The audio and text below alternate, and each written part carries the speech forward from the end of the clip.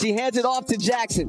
Jackson uses the screen, lost the handle, bounce pass to Plum. Plum loses it, regains it, throws it up for grabs. Grabbed by Boston out of the sky. And we're going to have a foul here. No, a timeout taken by Indiana. What I love the most about this squad is that, just like O said, like we instill confidence, the coach instills confidence that any shot you take, shoot it with confidence because we trust you and we trust that you're going to make it. And I feel like that's just really helped us down the line because no matter who comes in, no matter who steps up, we're all just really happy for each other. Aliyah following the game, Boston made a statement that had every Fever supporter talking. However, she lived it rather than merely discussing it. She finished with a career-high 6 thefts, 22 points, and 11 rebounds in a season marred by injuries for Indiana, closing it off with a game-ending stop. What did she intend by what she said? We're going to get into that because her post-game remarks may hold the secret to the Fever's most significant victory of the year. And despite growing injuries and shaky momentum, one unlikely hero ignited the spark that put an end to LA. Let's examine how this victory altered the course of Indiana's season. If you're cheering for the team, leave a big Fever win comment. Come on. When half of your team is dressed like homeless people, how do you win? As Indiana entered Los Angeles, that was the question that hung over them. Sophie Cunningham is out, Sydney Carlson and Ari McDonald are unavailable, and Caitlin Clark is on the sidelines. There are 4 playmakers for guards and 4 voices that are absent from the rotation. In a game with playoff implications, that is a death sentence for the majority of teams. However, the Fever had no choice but to resist. They entered with nothing but perseverance and faith in the person who remained. The resilient, nature of our team. I think one other thing that sometimes goes missed is just the character of these women, right? Especially this group that's been here, that's gone through all of this, and then the ones that we brought in. We brought in with O and Shea and AP. I mean, these are women who care about winning. These are women who care about one another. These are women who sacrifice every single day. Additionally, it went beyond the names on the injury list. This wasn't just any August regular season match. The Sparks weren't merely another rival. This year, they had defeated Indiana each and every time they faced each other. 3 matchups, 3 losses, each one a little more frustrating than the last. And the standings made it even worse. The Fever sat in 6th, clinging to a playoff berth, while Los Angeles was lurking just 2 games behind in 9th. That gap could shrink in a heartbeat. And with 4 losses in the last 5, doubt had seeped into every conversation about this team. Were they collapsing at the worst possible time? Steph mentioned, whenever she sees you with the 2 black eyes, she smiles in a way because it just exemplifies your toughness. Do you feel tough in these kinds of situations with these 2 black eyes? I mean, that's what people keep telling me. Every time she sees me, she smiles and then she says, "I'm so sorry." I'm like, "You don't need to be sorry. This is what it is." And when I'm playing, I forget about it, and then I go look in the mirror. I'm like, "Oh shit, it's still there." So yeah, I don't really think too much about it because I don't necessarily feel them all the time. Yeah, and you're still able to see completely fine. Yep. All right. Nothing's changed. All right, perfect. Picture the challenge.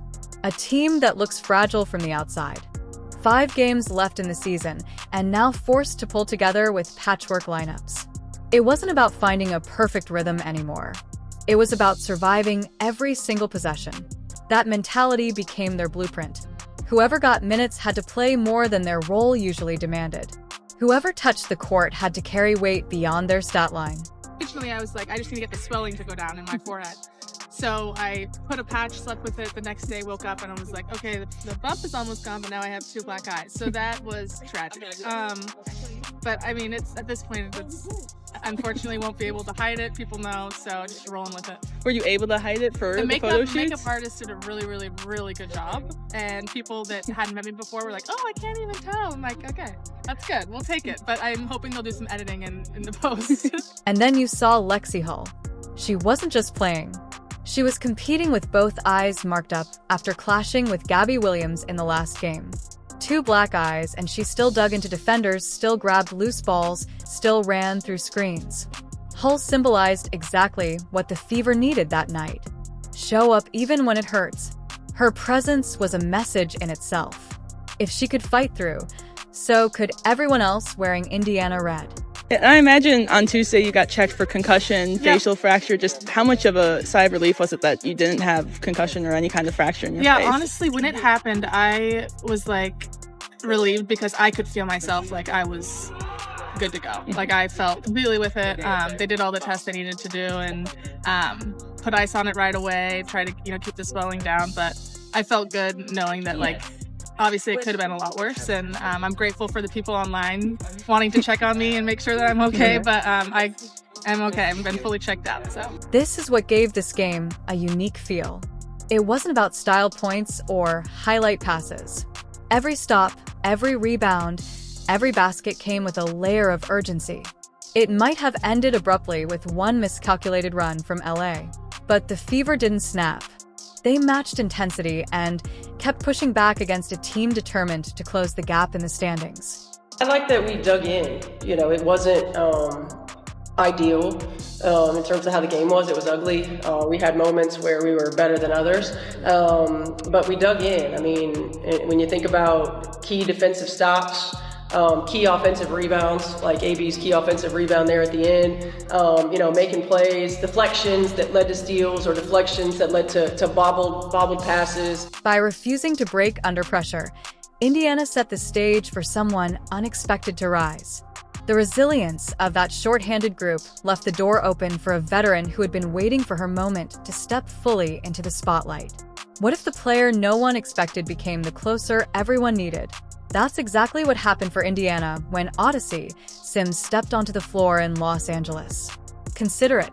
This was supposed to be a night about survival. A short-handed roster just trying to hold together long enough to steal a win.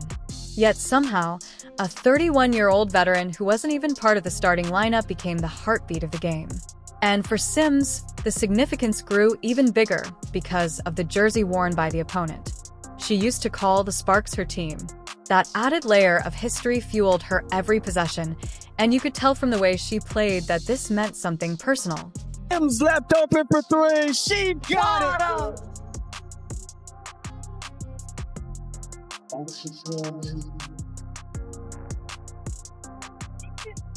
Offensive rebound. Sims the runner. Here's Howard. Shovels Sims right at the doorstep, and she gets it off the window. 3-on-3 the other way. Sims the take and finishes the lefty layup.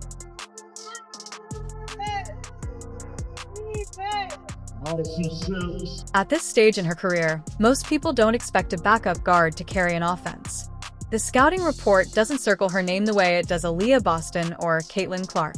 But when your leading scorer, Kelsey Mitchell, can't find her rhythm, just 5 makes on 14 attempts, that's when the cracks usually start to show. Instead, Sims turned herself into the answer. She came in steady, decisive, and without hesitation. Every possession mattered, and she treated each one like she had been waiting for it her whole career. Down by Plum. Plum 1-on-2, ripped away there by Sims. Great play by Odyssey Sims. Played the ball. 3-on-3 the other way. Sims the take and finishes the lefty layup.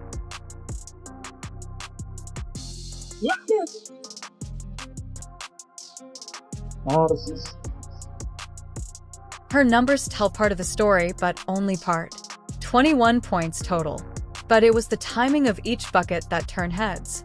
You could see her calm under pressure, pushing tempo when the Fever needed to, then slowing it down when Los Angeles threatened to grab momentum. And then came the closing stretch. Deep into the fourth quarter, the ball kept finding her hands. Drives through traffic, mid-range pull-ups, creating off the dribble. These weren't secondary plays. She became the primary release valve. The lead back up to 3. Sims left open for 3. She got it. Odyssey Sims with the triple to tie this one up at 74 apiece. Got the offensive rebound out to Mitchell. Here's Hole curling. Hole down the lane. The kick out Sims. Sims in the paint. The runner good. They put Turner on the inbound. Alaman inbounds it to Hamby, and so now that'll be that. So the Indiana Fever come into here. The defining moment, though, arrived with just 13.6 seconds left on the clock. Indiana clinging to a chance, the ball in her grip, and she rose into that quick floater she's honed for years. It dropped through clean. That was the shot. The one that gave Indiana the lead for good and silenced the Staples Center crowd. You could feel the emotional weight lifted off the Fever as she ran back down the floor, arms calm, face clear, almost like she knew this was hers all along. Yeah, obviously 5 straight points for you to help take the lead at the end of the game. Just what was that mindset for you in those final seconds? I didn't shoot the ball well from the 3. I was over before I made that shot, but I didn't lose confidence. I think my teammates did a great job, along with the coaches, just constantly talking to me. They weren't worried about my missed shots.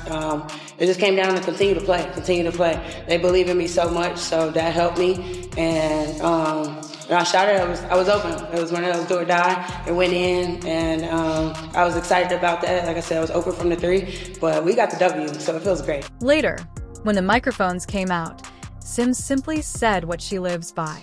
If you stay ready, you don't have to get ready. That line captured everything about Indiana's night. No excuses, no panic, just stay ready for the unexpected. Because of Odyssey Sims, the Fever walked out with more than a win. They walked out with proof that resilience isn't just a talking point. Just going off just like the last few years, just up and down, in the league, out the league, hardship, contract being cut, all of that stuff. Really doesn't matter. I think I'm a human definition of you stay ready, you don't have to get ready. I think every opportunity that has been given to me, I'm taking full advantage of it. These are opportunities that you can't let slip away. You never know what tomorrow brings. You never know. You be on a team one day, gone the next day. So just being able to come in and just stay ready, have my energy flow to my teammates, and just be positive. Like I said, I'm with a good group. And as strong as she wasn't alone. Standing beside her was the anchor of the Fever's identity, Aliyah Boston, who not only dominated, but delivered a message that still has fans buzzing.